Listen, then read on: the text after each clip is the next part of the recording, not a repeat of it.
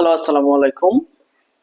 প্রথমেই আজকে একটু সরি বলে নিতে চাই, কারণ কয়েকদিন থেকে কোনো ভিডিও দেওয়া হয়নি। আসলে আমার পার্সোনাল কিছু কাজ নিয়ে আমি খুব ব্যস্ত ছিলাম, এই জন্য কোনো ভিডিও দিতে পারিনি। সেজন্য ভেরি সরি।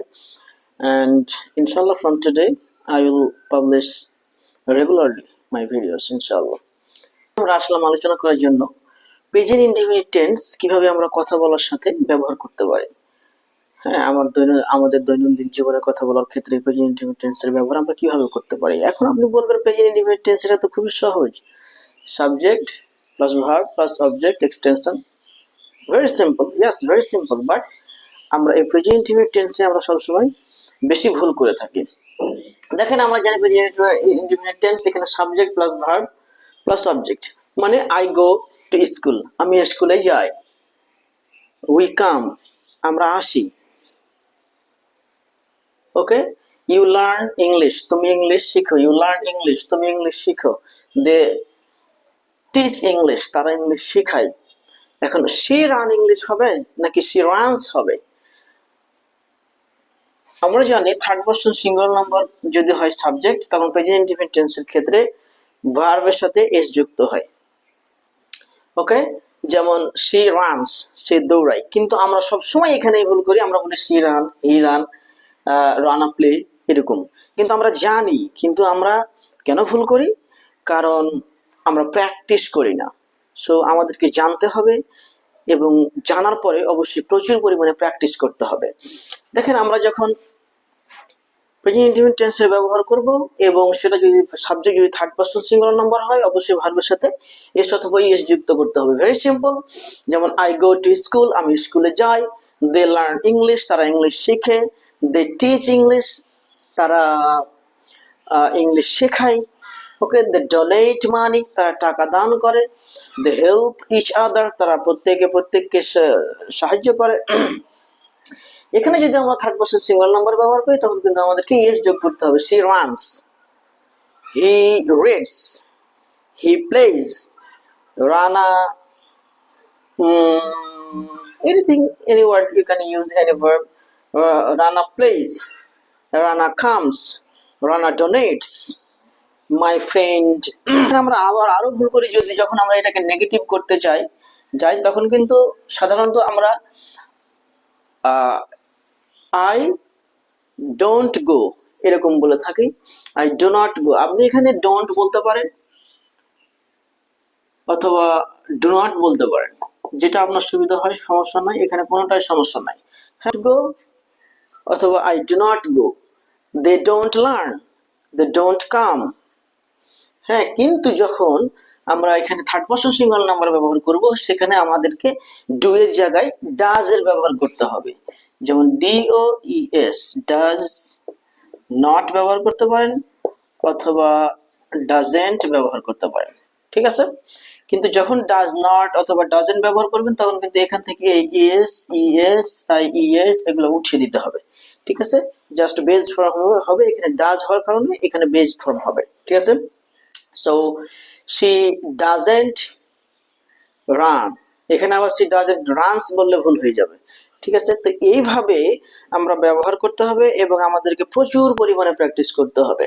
যেমন আমরা আরেকবার যদি যাই, I don't go, I do not go, we don't come, we don't learn English, they don't practice English, so that they are not able to speak in English. She doesn't run, she doesn't run, he doesn't play, Rana does not read.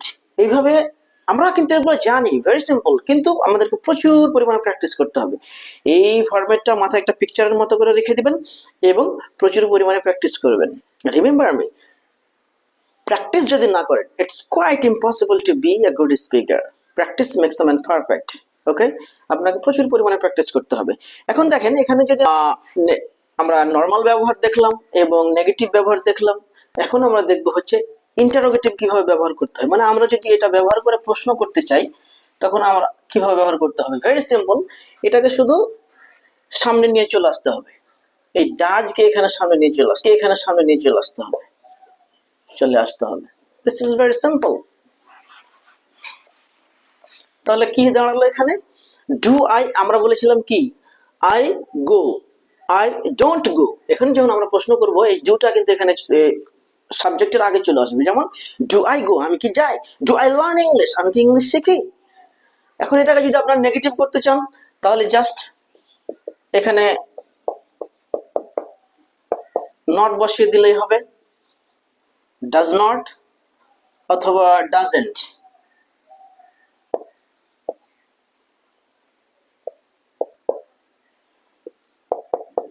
Very simple. মানে কি দাঁড়ালো এখানে, দেখেন আমরা যখন প্রথমে practice করেছিলাম কি আই গো, আমি যাই, এটাকে যদি আমি নেগেটিভ করি আই ডোন্ট গো, আমি যাই না। এটাকে যদি প্রশ্ন করি ডু আই গো, নেগেটিভ যদি প্রশ্ন করি ডোন্ট আই গো, আমি কি যাই না। মানে কি আই গো, আমি যাই।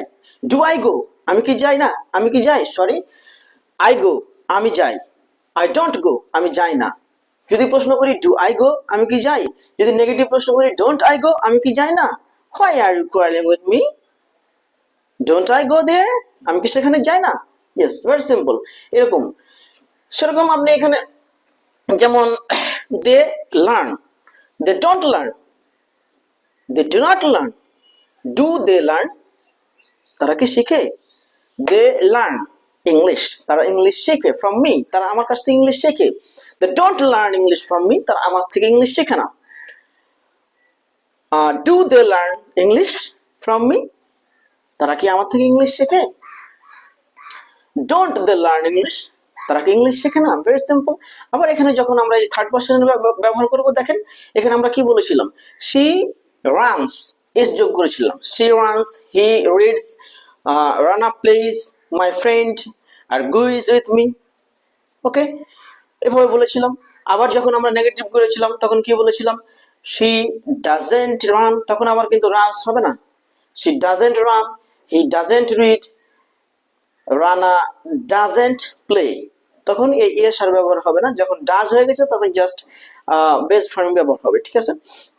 এবং যখন আমরা এটাকে ইন্টারোগেটিভ করবো তখন জাস্ট এখান থেকে ডাজ কে নিয়ে এখানে নিয়ে আসতে হবে। যেমন ডাজ শি রান, সে কি দৌড়ায়। ডাজ শি লার্ন, সে কি শিখে।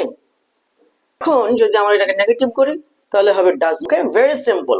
শি লার্নস, সে শিখে। সি ডাজ নট লার্ন, সে শিখে না। ডাজ শি লার্ন, সে কি শিখে।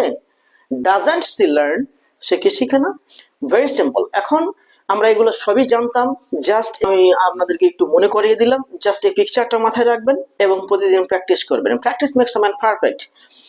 মজার ব্যাপার হচ্ছে আমরা ক্লাস 6 থেকে এগুলো শিখে আসছি, কিন্তু আবার প্রত্যেকটা ক্লাসে গিয়ে আমাদেরকে এগুলো শিখতে হয়। কেন? কারণ আমরা প্র্যাকটিস করি না। আমরা যদি প্র্যাকটিস করতাম কথা বলার মধ্যে, তাহলে এগুলো আর দ্বিতীয়বার আমাদেরকে কখনোই শেখা লাগতো না, ওটাও চলে আসতো। So let's get started practising.